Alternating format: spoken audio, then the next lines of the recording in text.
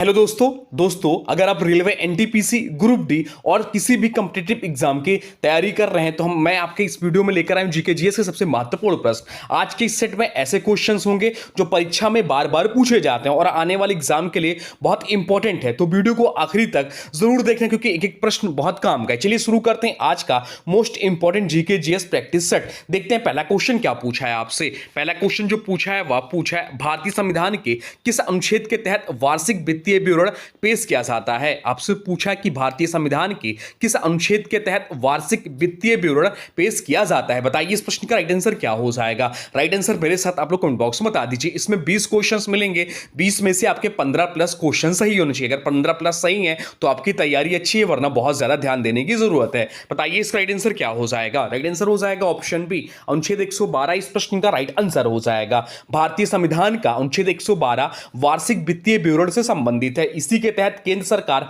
संसद में आम बजट प्रस्तुत करती है। बजट में सरकार की आय और व्यय का पूरा विवरण दिया जाता है। बजट सामान्यतः लोकसभा में प्रस्तुत किया जाता है। तो मनी बिल जो है अनुच्छेद 110 इससे संबंधित है। वित्त आयोग की बात करें तो अनुच्छेद 280 संबंधित है। अनुच्छेद 280 जो है वित्त आयोग से संबंधित है और अनुच्छेद 360 जो दिया हुआ है वित्तीय आपातकाल से संबंधित है। या अभी सब पॉइंट ध्यान रखिएगा। अब चलते हैं अगले प्रश्न की ओर, देखते हैं अगला प्रश्न क्या पूछा है आपसे। अगला प्रश्न पूछा है हम्पी के स्मारकों का समूह भारत के किस राज्य में स्थित है। आपसे पूछा है कि हम्पी के स्मारकों का समूह भारत के किस राज्य में स्थित है। बताइए राइट आंसर क्या हो जाएगा। राइट आंसर कमेंट बॉक्स में लिख दीजिए। तो इस प्रश्न का जो राइट आंसर हो जाएगा वो हो जाएगा ऑप्शन डी, कर्नाटक इस प्रश्न का राइट आंसर हो जाएगा। ऑप्शन डी इस प्रश्न का राइट आंसर हो जाएगा। हम्पी के स्मारकों का समूह कर्नाटक राज्य में स्थित है या यूनेस्को की विश्व धरोहर स्थल सूची में शामिल है। हम्पी विजयनगर साम्राज्य की राजधानी थी। यहाँ का प्रसिद्ध स्टोन चैरोट बहुत चर्चित पर्यटन स्थल है। हम्पी जो है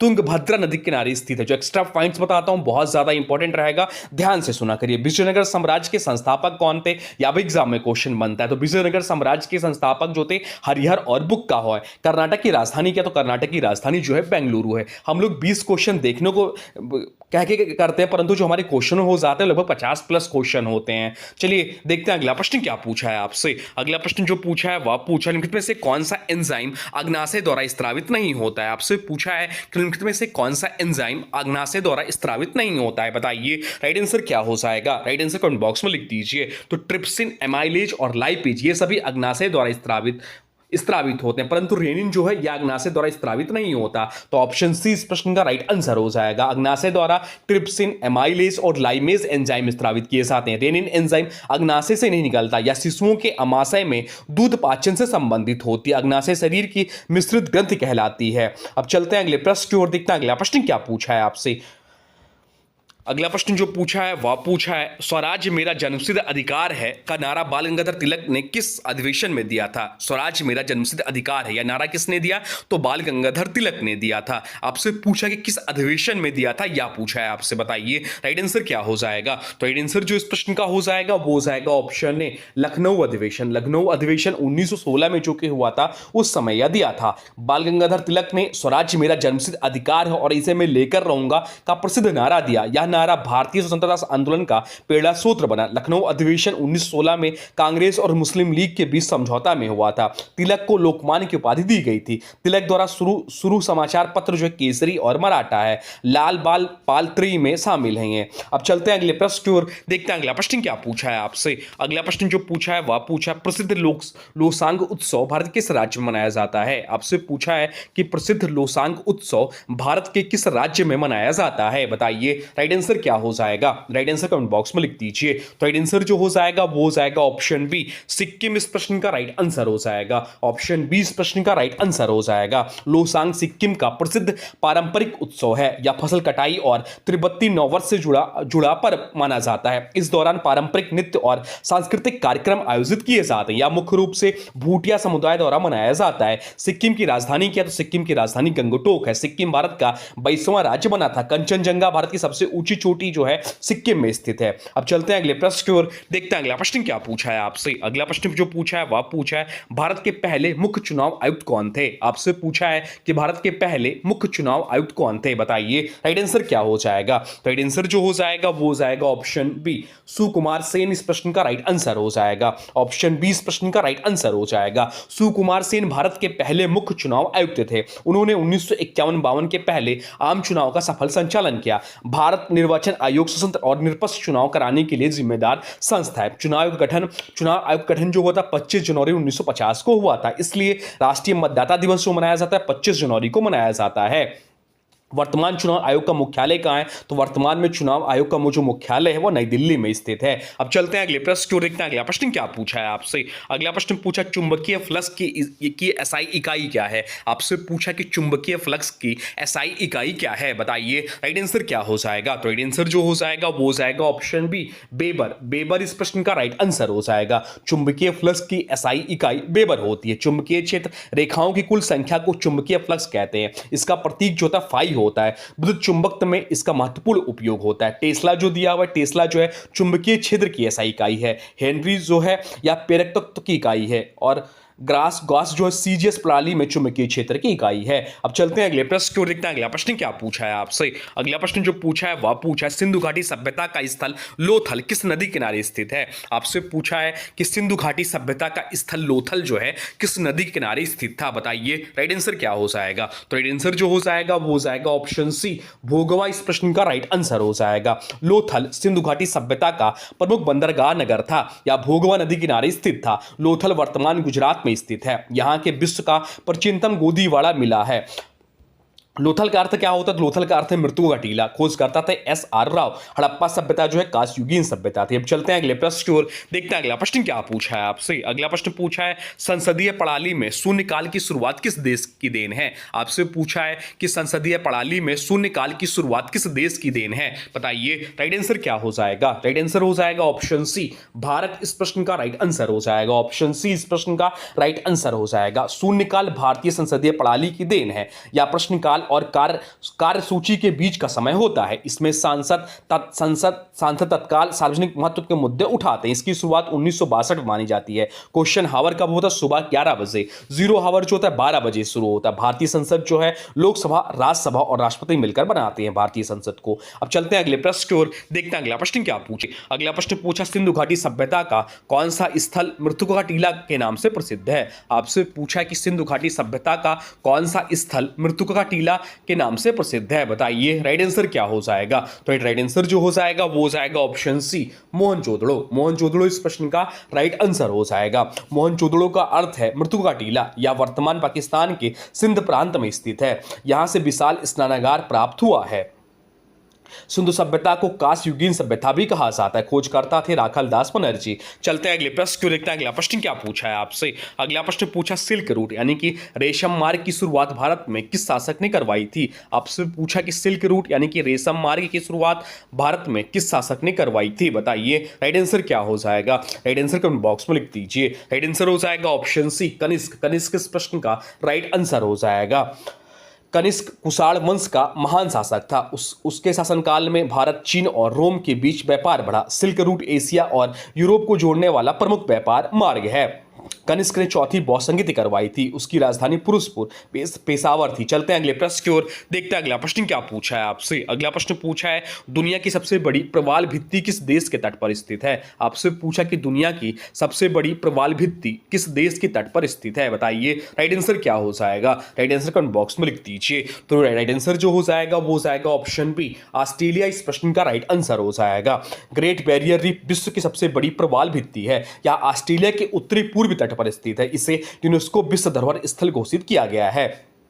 इसकी लंबाई लगभग 2300 किलोमीटर या अंतरिक्ष से भी दिखाई देती है। चलते हैं अगले प्रश्न की ओर, देखते हैं अगला प्रश्न क्या पूछा है आपसे। अगला प्रश्न पूछा भारतीय संविधान में मौलिक कर्तव्यों को किस कंट्री के संविधान से लिया गया है। आपसे पूछा कि भारतीय संविधान में मौलिक कर्तव्यों यानी कि फंडामेंटल ड्यूटीज को किस कंट्री के संविधान से लिया गया है, बताइए राइट आंसर क्या हो जाएगा। राइट आंसर हो जाएगा ऑप्शन बी, रूस यानी कि पूर्व सोवियत संघ से। ऑप्शन बी इस प्रश्न का राइट आंसर हो जाएगा। मौलिक कर्तव्य भारतीय संविधान संविधान में 42वें संविधान संशोधन 1976 द्वारा जोड़े गए।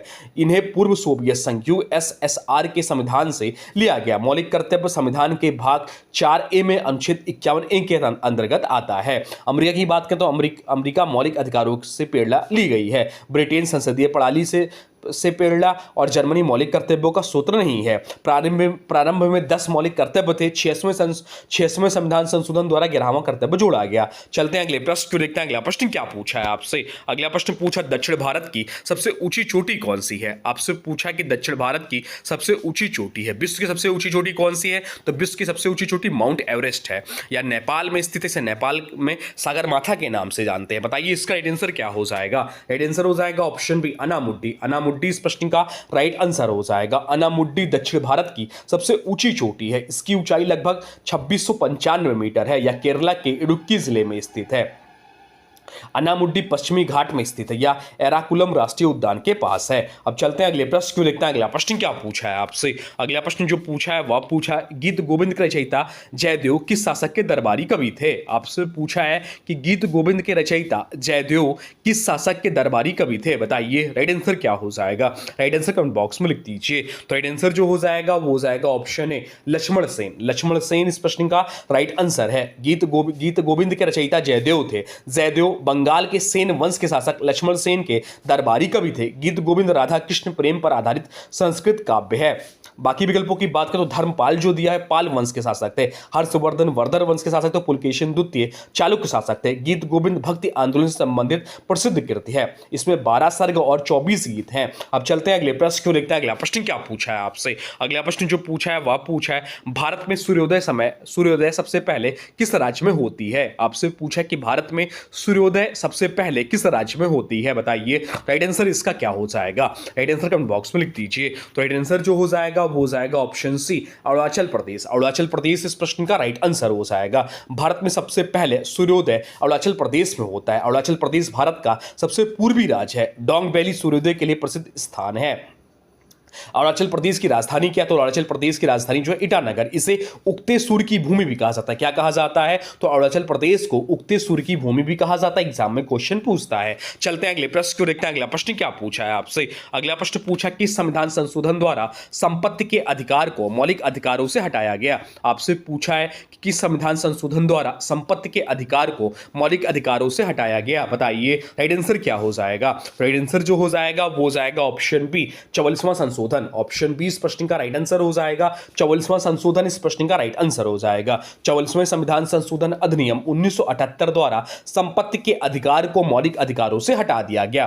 पहले यह अधिकार अनुच्छेद 19(1)(f) और अनुच्छेद 31 के अंतर्गत मौलिक अधिकार था। अब इसे अनुच्छेद 301 के तहत केवल कानूनी अधिकार बनाया गया। बाकी विकल्पों की बात करें तो 42वां संशोधन इसे मिनी संविधान कहा जाता है। 52वां संशोधन दल बदल विरोधी कानून से संबंधित है। 61वां संशोधन मतदान आयु 21 से घटाकर 18 वर्ष की गई। 44वां संशोधन जनता पार्टी सरकार के समय हुआ था। संपत्ति का अधिकार अब संवैधानिक कानूनी अधिकार है, मौलिक अधिकार नहीं। चलते हैं अगले प्रश्न को देखते हैं। अगला प्रश्न क्या पूछा है आपसे। अगला प्रश्न जो पूछा है वह पूछा है योजना आयोग को बदलकर नीति आयोग किस वर्ष बनाया गया। आपसे पूछा है कि योजना आयोग यानी कि प्लानिंग कमीशन को बदलकर नीति आयोग किस वर्ष बनाया गया। बताइए राइट आंसर क्या हो जाएगा। तो राइट आंसर जो हो जाएगा वो हो जाएगा ऑप्शन बी 2015। 2015 इस प्रश्न का राइट आंसर हो जाएगा। योजना आयोग को समाप्त कर 1 जनवरी 2015 को नीति आयोग की स्थापना की गई। नीति का पूर्ण रूप है national institution for transforming India. इसका उद्देश्य सहकारी संघवाद को बढ़ावा देना है।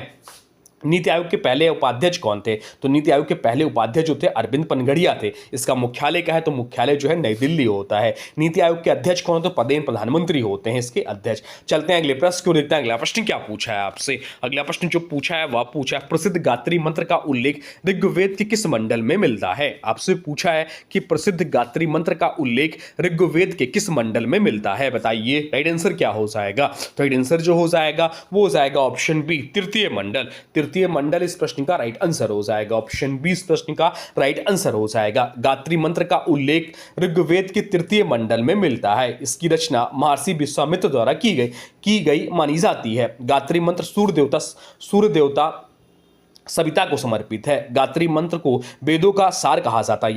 यह मंत्र 24 अक्षरों का है। चलते हैं अगले प्रश्न को देखते हैं। अगला प्रश्न क्या पूछा है आपसे। अगला प्रश्न जो पूछा है वह पूछा अंडमान निकोबार द्वीप समूह की सबसे ऊंची चोटी कौन सी है। आपसे पूछा है कि अंडमान निकोबार द्वीप समूह की सबसे ऊंची चोटी कौन सी है, बताइए राइट आंसर क्या हो जाएगा। तो राइट आंसर जो हो जाएगा वो हो जाएगा option D, saddle peak. Saddle peak इस प्रश्न का राइट आंसर हो जाएगा। सैडल पीक अंडमान निकोबार द्वीप समूह की सबसे ऊंची चोटी है। इसकी ऊंचाई लगभग 732 मीटर है। यह उत्तर अंडमान द्वीप में स्थित है। सैडल पीक राष्ट्रीय उद्यान भी प्रसिद्ध है। सैडल पीक राष्ट्रीय उद्यान भी प्रसिद्ध है। अंडमान निकोबार बंगाल की खाड़ी में स्थित केंद्र शासित प्रदेश है। तो ये थे आपके टॉप जीके जीएस के प्रश्न जो आपके आने वाले एग्जाम के लिए बहुत ज्यादा महत्वपूर्ण हो जाते हैं। अब आज के वीडियो से प्रश्न है इसका राइट आंसर आप लोग कमेंट बॉक्स में बताना है। आज के वीडियो से प्रश्न है प्रसिद्ध हार्नबिल महोत्सव भारत किस राज्य में मनाया जाता है। आपसे पूछा है कि प्रसिद्ध हार्नबिल महोत्सव भारत के किस राज्य में मनाया जाता है। इसका जो भी राइट आंसर होगा कमेंट बॉक्स में जरूर बताइएगा। और हाँ, वीडियो पसंद आया हो तो लाइक करें, शेयर करें और चैनल को सब्सक्राइब जरूर करें। लगातार प्रैक्टिस ही सफलता की असली कुंजी है। मिलते हैं अगले प्रैक्टिस सेट में नए महत्वपूर्ण प्रश्नों के साथ। तब तक के लिए जय हिंद, वंदे मातरम।